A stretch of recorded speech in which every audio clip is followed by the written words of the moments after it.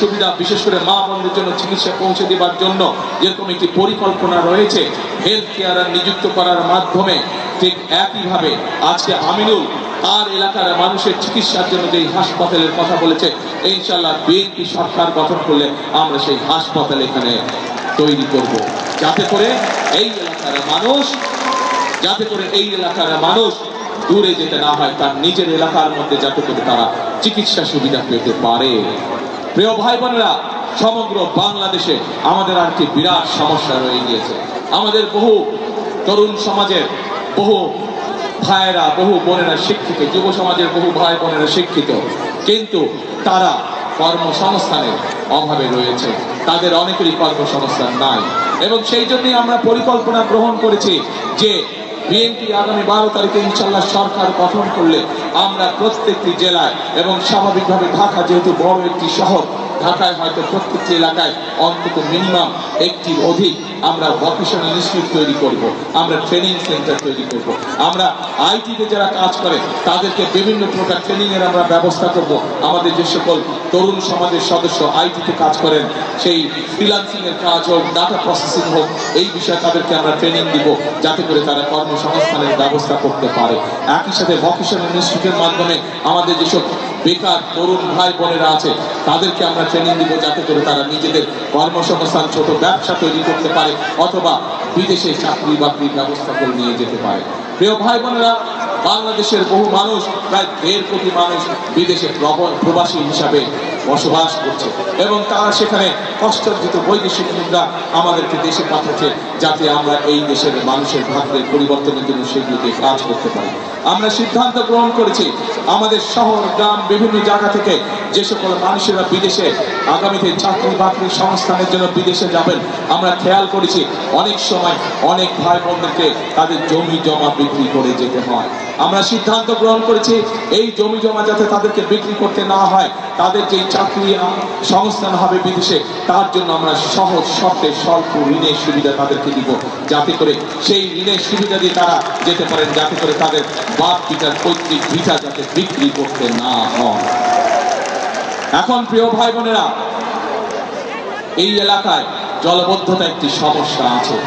এই জলবদ্ধতা সমস্যা এই এলাকায় যেমন আছে, ঠিক একইভাবে সমগ্র বাংলাদেশে এই জলবদ্ধতার সমস্যা আছে, এবং সেই জলবদ্ধতা সমস্যার কারণে কৃষকরা যেরকম তাদের ফসলের জন্য প্রয়োজনীয় পানি পায় না, একইভাবে অনেক সময় কৃষকরা তাদের চাষবাস করতেও সমস্যা হয়। সেজন্য আমরা সিদ্ধান্ত গ্রহণ করেছি শহীদ রাষ্ট্রপতি জিয়াউর রহমানের সেই বিখ্যাত খাল খনন কর্মসূচি ইনশাআল্লাহ আমরা আবার শুরু করব।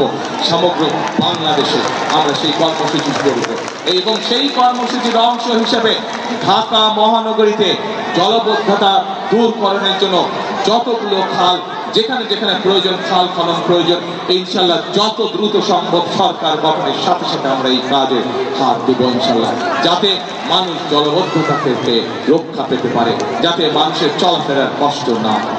প্রিয় ভাই বোনেরা, আমরা যত কাজই করি না কেন, দুটো কাজের ব্যাপারে আমাদেরকে অবশ্যই সবচাইতে বেশি জোর দিতে হবে। কি সেই কাজ? একটি কাজ হচ্ছে যে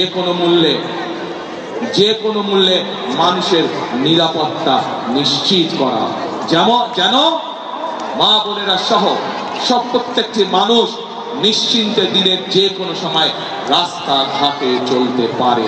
একটি মানুষ নিরাপদে রাস্তাঘাটে চলবে, একটি মানুষ নিরাপদে তার ব্যবসা বাণিজ্য করবে, চাকরি বাকরি করবে। সেজন্য বিএনপির সবচাইতে অন্যতম প্রায়োরিটি হচ্ছে যে কোনো মূল্যে ঢাকা শহর সহ সমগ্র বাংলাদেশের আইন শৃঙ্খলার পরিস্থিতি নিশ্চিত করা, এবং একই সাথে প্রিয় ভাই বোনেরা, আমরা দেখেছি বিগত স্বৈরাচারের সময় কিভাবে উন্নয়নের নামে দেশ থেকে প্রতি বছর $16 বিলিয়ন পাচার করে দেওয়া হয়েছিল, অর্থাৎ দুর্নীতি।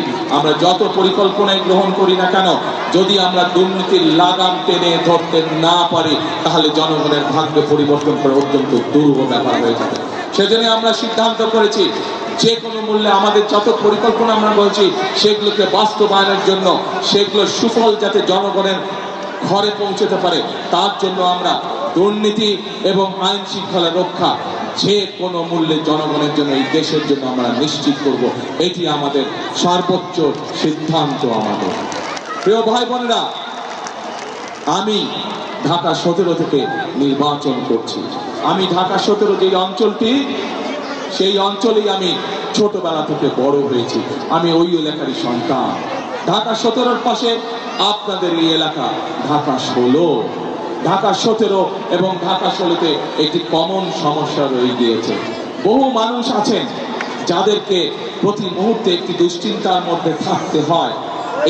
এই সমস্যা আমার ঢাকা 17-তেও আছেন।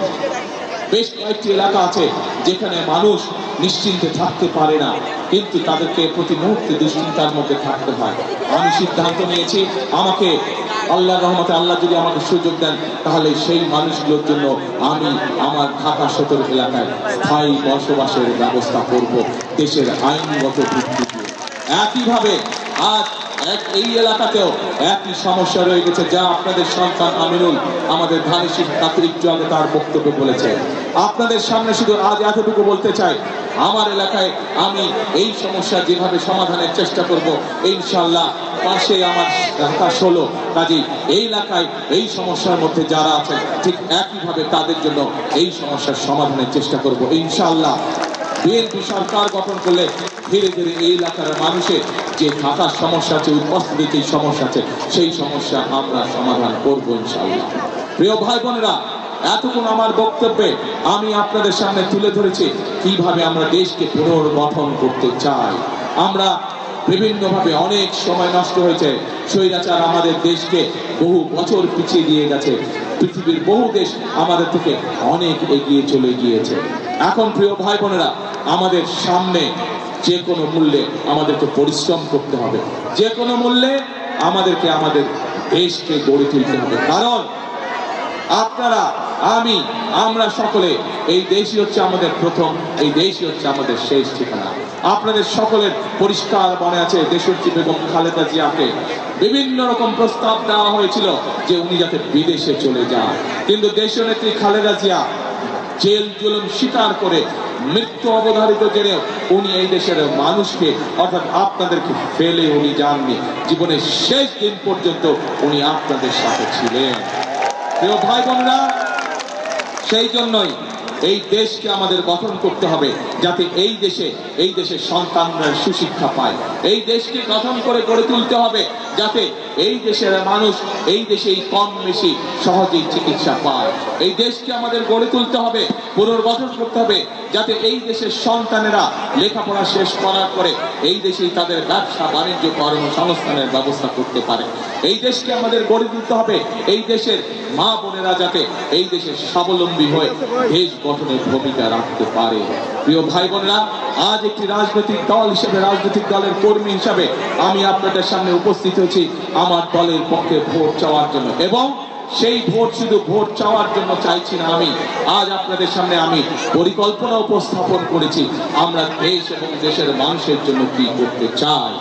এতক্ষণ আমার বক্তব্যে আমি সেই কথাগুলো আপনাদের সামনে তুলে ধরেছি। প্রিয় ভাই বোনেরা, উপস্থিত মুরব্বীবর্গ, উপস্থিত মা বোনেরা, এখন আমি আপনাদের কাছে জানতে চাই, আমার পরিকল্পনা তো আমি আপনাদের সামনে বলেছি, কিন্তু ভাই বোনেরা, ঢাকা 16 আসনের মানুষের পরিকল্পনাটা কে? আপনাদের পরিকল্পনা কে? ধানের শেষ। কে? ধানের শেষ।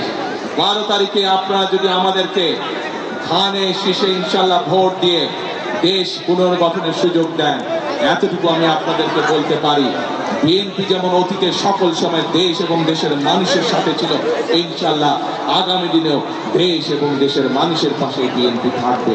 আজ আমরা এই ঢাকা 16 আসনে দলের পক্ষ থেকে আমরা আমাদের দলের কর্মী, আপনাদের এই এলাকার সন্তান আমিনুলের হাতে আমি এই ধানের শীষ আজকে তুলে দিয়েছি।